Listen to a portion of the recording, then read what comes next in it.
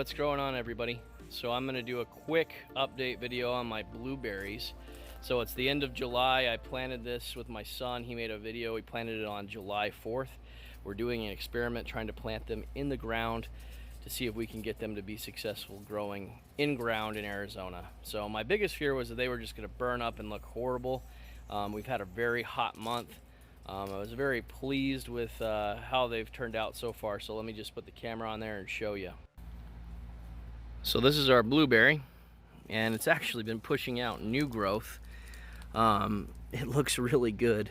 I think the pH is just about where it needs to be. Everything seems happy. The only negative was the chickens got out and plucked at the bottom a little bit. This little leaf burn that you see on here was actually on it when we planted it. So no new leaf burn. If anything, it's just flourishing and growing. I'm going to continue to about every other week just pull a small handful of sulfur on the top part so it'll leach into the soil and keep the pH low. But we'll keep you guys updated. There is a blueberry growing, if you can see it.